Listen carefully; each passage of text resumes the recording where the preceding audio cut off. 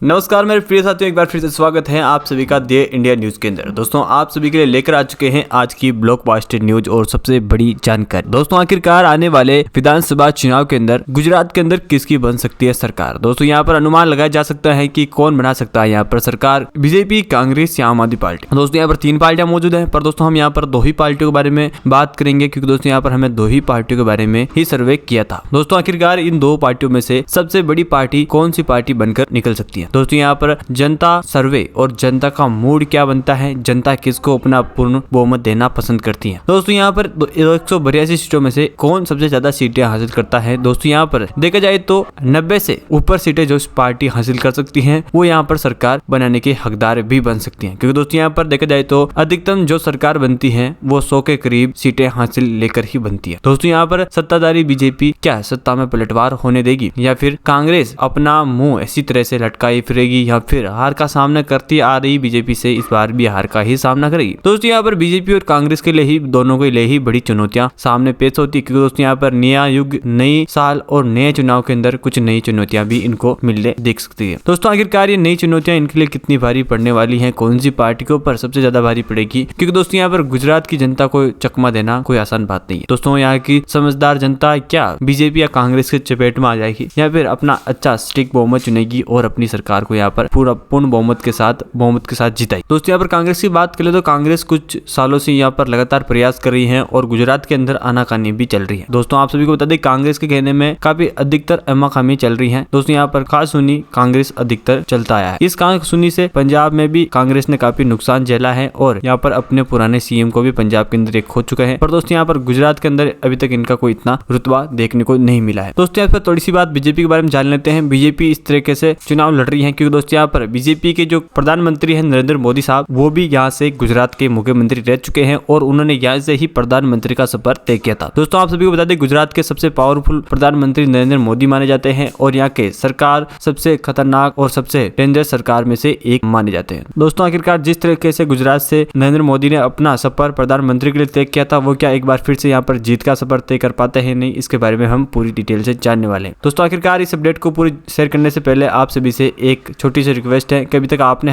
हमारे इस channel the India news को नीचे एक लाल बटन दे रखा है, उसे दबा के सब्सक्राइब नहीं किया है तो जल्दी से नीचे लाल बटन दबा के द इंडिया न्यूज चैनल को सब्सक्राइब कर लें और बेल आइकन को ऑल पे प्रेस कर लें। दोस्तों इसमें आपको आने वाली तमाम वीडियो के अपडेट आपको इसी चैनल के ऊपर मिलते रहेंगे और आप हर एक अपडेट से आगे रहेंगे। तो जानने के लिए अभी कभी सब्सक्राइब करें हमारे चैनल द इंडिया न्यूज को, और आप दोनों पार्टियों में से जिस भी पार्टी को सबसे ज्यादा पसंद करते हैं उस पार्टी के लिए छोटा सा प्यारा सा और नशा कमेंट अवश्य करें, ताकि उसके जरिए से आपको मिल सके तमाम अपडेट हमारे इसी चैनल के माध्यम। तो बढ़ते हैं यहाँ पर एक एक जिले के एक सीट की तरफ। दोस्तों हम यहाँ पर भावनगर की 7 विधानसभा सीटों के बारे में बात करें तो 7 विधानसभा सीटों में से आप देख पा रहे हैं कि कांग्रेस पार्टी यहाँ पर 4 विधानसभा सीटें हासिल करता हुआ दिखाई दे रहा है, जबकि दोस्तों यहाँ पर बीजेपी की बात करें तो बीजेपी यहाँ पर 3 सीटें हासिल कर सकता है, जबकि अहमदाबाद की यहाँ पर 21 सीटों में से यहाँ पर कांग्रेस पार्टी को 6 सीटें मिल सकती हैं, जबकि दोस्तों यहाँ पर बीजेपी 14 विधानसभा सीटें हासिल कर सकती है। यहाँ पर अदर पार्टी खाते में 1 सीट है, जबकि दोस्तों यहाँ पर अमरेली की 5 विधानसभा सीटों में से यहाँ पर कांग्रेस पार्टी 3 सीटें हासिल करते हुए दिखाई दे रही है, जबकि दोस्तों यहाँ पर बीजेपी खाते में 2 सीटें हैं तो अदर पार्टी खाते में 0 सीट। और दोस्तों यहाँ पर गुजरात की हम 33 विधानसभा सीटों के बारे में बात कर चुके हैं। यहाँ पर कांग्रेस पार्टी 13 सीटें हासिल कर पाई हैं, जबकि यहाँ पर बीजेपी 19 सीटें हासिल कर चुकी हैं और अदर पार्टी खाते में 1 सीट का बहुमत है। इसी के साथ दोस्तों हम अगले जिले के बारे में बात करें। यहाँ पर तो आनंद की 7 विधानसभा सीटें और 7 विधानसभा सीटों में से आप सभी को बता दें कि दोस्तों यहाँ पर कांग्रेस पार्टी 5 विधानसभा सीटें हासिल कर सकती है, जबकि यहाँ पर बीजेपी खाते में 2 विधानसभा सीटें हैं। और यहाँ पर अरावली की 3 विधानसभा सीटें और 3 विधानसभा सीटों में से आप सभी को बता दें कि यहाँ पर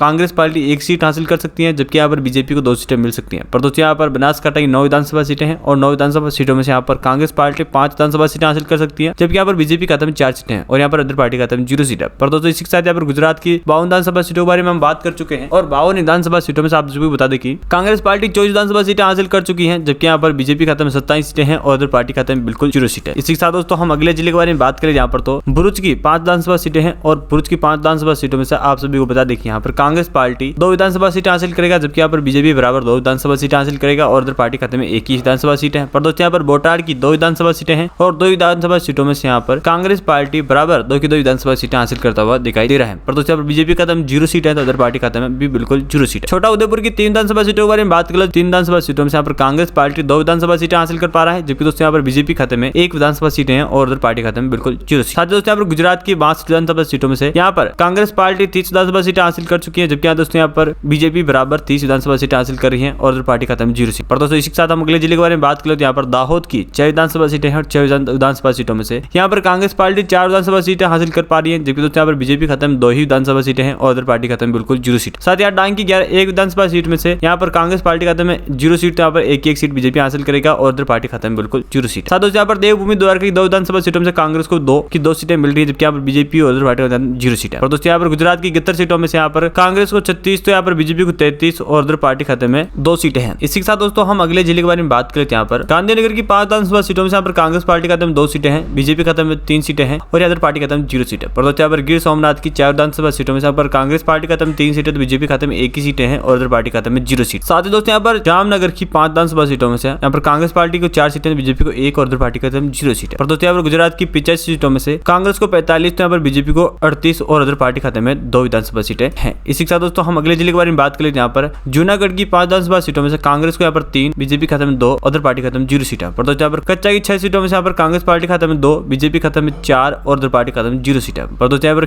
खेड़ा की 6 विधानसभा सीटें और 6 में से यहाँ पर कांग्रेस पार्टी 4 सीटें हासिल कर पा रही है, जबकि यहाँ पर बीजेपी खत्म 1 सीट, तो अदर पार्टी खत्म में भी 1 सीट है। साथ ही दोस्तों यहाँ पर गुजरात की हम 102 विधानसभा सीटों के बारे में बात कर चुके हैं। यहाँ पर कांग्रेस पार्टी खत्म 54, बीजेपी खत्म 45 और अदर पार्टी खत्म 3 सीटें हैं। इसी के साथ दोस्तों हम अगले जिले के बारे में बात करें। दोस्तों यहाँ पर तो महसाणा की 7 विधानसभा सीटों में से यहाँ पर कांग्रेस पार्टी खत्म में 3, बीजेपी खत्म में 4 और अदर पार्टी खत्म बिल्कुल 0 सीट है। पर दोस्तों यहाँ पर महिसागर की 3 विधानसभा सीटें और 3 विधानसभा सीटों में से यहाँ पर कांग्रेस पार्टी खत्म में 2 विधानसभा सीटें, बीजेपी खत्म 1 सीट और अदर पार्टी खत्म 0 सीट है। पर दोस्तों यहाँ पर मोरबी की 3 सीटों में से यहाँ पर 3 की 3 सीटें कांग्रेस हासिल करेगा, जबकि यहाँ पर बीजेपी और अदर पार्टी खत्म में 0 सीट है। पर दोस्तों यहाँ पर इसी के साथ हम गुजरात की 115 सीटों के बारे में बात कर चुके हैं। यहाँ पर कांग्रेस को 62, बीजेपी खत्म में 50 और अदर पार्टी खत्म में 3 सीटें हैं। इसी के साथ दोस्तों हम अगले जिले के बारे में बात करते हैं। यहाँ पर नर्मदा की 2 विधानसभा सीटें हैं। 2 विधानसभा सीटों में से आप सभी को बता दें कि यहाँ पर कांग्रेस पार्टी को 0, तो यहाँ पर 2 की 2 सीटें बीजेपी हासिल करेगा, जबकि इधर पार्टी खत्म 0 सीट। पर दोस्तों यहाँ पर नवसारी की 4 विधानसभा सीटों में से यहाँ पर बीजेपी और कांग्रेस को 2-2 सीटें मिलेगी, जबकि इधर पार्टी खत्म में बिल्कुल 0 सीट। पर दोस्तों यहाँ पर पंचमहल की 5 विधानसभा सीटों में यहाँ पर कांग्रेस को 3 सीटें, तो बीजेपी को 2 सीटें मिल रही हैं और उधर पार्टी खत्म में बिल्कुल 0 सीट। साथ दोस्तों यहाँ पर गुजरात की 126 विधानसभा सीटों में से यहाँ पर कांग्रेस पार्टी को 67 सीटें, जबकि यहाँ पर बीजेपी खाते में 56 सीटें हैं और उधर पार्टी खाते में सिर्फ 3 सीटें हैं। इसी के साथ दोस्तों हम अगले जिले के बारे में बात करते हैं। यहाँ पर पाटन की हम 4 विधानसभा सीटों के बारे में बात करें। 4 में से यहाँ पर कांग्रेस पार्टी को 2, तो यहाँ पर बीजेपी खाते में 2 और उधर पार्टी खाते में बिल्कुल 0 सीट है। और दोस्तों यहाँ पर हम गुजरात की 130 सीटों में से यहाँ पर कांग्रेस को 69, तो बीजेपी को यहाँ पर 68 और उधर पार्टी खाते में 3 सीटें का बहुमत है। इसी के साथ दोस्तों हम अगले जिले के बारे में बात करते हैं। यहाँ पर पोरबंदर की 2 सीटों में से 2 की 2 सीटें कांग्रेस हासिल करेगा, बीजेपी खत्म 0 और उधर पार्टी खत्म 0 सीट है। पर दोस्तों यहाँ पर राजकोट की 8 विधानसभा सीटें और 8 विधानसभा सीटों में से कांग्रेस को 6, बीजेपी को 2 और उधर पार्टी खत्म 0 सीट। पर दोस्तों यहाँ पर साबरकांठा की 4 सीटों में से दोनों पार्टी को 2-2 सीटें मिलेगी, जबकि इधर पार्टी खत्म में 0 सीट। पर दोस्तों यहाँ पर गुजरात की हम 144 सीटों के बारे में बात कर चुके हैं। यहाँ पर कांग्रेस खाते में 19 सीटें हैं, बीजेपी खाते में 62 और उधर पार्टी खाते में 3 सीटें। इसी के साथ दोस्तों हम अगले जिले के बारे में बात करें तो सूरत की 16 सीटों में से यहाँ पर कांग्रेस को 9, बीजेपी को 7 और उधर पार्टी खाते में 0 सीट है। पर दोस्तों यहाँ पर सुरेंद्रनगर की 8 सीटों में से यहाँ पर कांग्रेस को 3, बीजेपी को 2 और उधर पार्टी खाते में 0 सीट। पर दोस्तों यहाँ पर तापी की 2 सीटों में से कांग्रेस खाते में 2 की 2 सीटें हैं, जबकि बीजेपी और उधर पार्टी खाते में 0 सीट। पर दोस्तों यहाँ पर हम गुजरात की 167 सीटों के बारे में बात कर चुके हैं। यहाँ पर कांग्रेस को 93, बीजेपी को यहाँ पर 71 और अदर पार्टी खाते में 3 सीटों का बहुमत है। इसी के साथ दोस्तों हम अगले जिले के बारे में बात करते हैं। यहाँ पर वडोदरा की 10 विधानसभा सीटें और 10 में से यहाँ पर कांग्रेस को 3, बीजेपी को 6 और अदर पार्टी में 1 ही सीट है। पर दोस्तों यहाँ पर वेल साइड की 5 सीटों में से यहाँ पर कांग्रेस को 1, तो बीजेपी को 4 और उधर पार्टी खाते में 0 सीट है। साथ ही यहाँ पर गुजरात के हम लास्ट एंड फाइनल 182 सीटों के बारे में बात कर चुके हैं। 182 सीटों में से आप सभी को बता दें कि दोस्तों यहाँ पर कांग्रेस 97 सीटें हासिल कर चुकी है, जबकि दोस्तों यहाँ पर बीजेपी 11 सीटों में मौजूद है और उधर पार्टी खाते में 4 सीटें। पर दोस्तों यहाँ पर देख रहे तो कांग्रेस यहाँ पर इस बार सत्ता में पलटवार कर सकती है और यहाँ पर 97 सीटें हासिल करके जीत का आंकड़ा तय कर सकती है। पर दोस्तों यहाँ पर बीजेपी पीछे नहीं है, कुछ 7-8 सीटें पीछे हैं और यहाँ पर बीजेपी 81 पे मौजूद है, यानी कि बीजेपी कहीं ना कहीं इस लीड को टक्कर देने में कामयाब रह सकती है। तो कहीं ना कहीं कांग्रेस को और मेहनत करनी पड़ सकती है। पर दोस्तों आपका क्या मानना है हमारे इस वीडियो के बारे में, हमारे कमेंट के नीचे आकर जरूर बताइएगा। और दोस्तों अभी तक चैनल को सब्सक्राइब नहीं किया तो जल्दी से नीचे लाइक लाल बटन देकर उसे दबा के चैनल को सब्सक्राइब कर लें और बेल आइकन को ऑल पे प्रेस कर लें। दोस्तों ऐसे में मिलते रहेंगे आपके साथ और भी अपडेट लेकर, तब तक के लिए जय हिंद, वंदे मातरम। चैनल को सब्सक्राइब नहीं किया तो अभी कभी कर ले।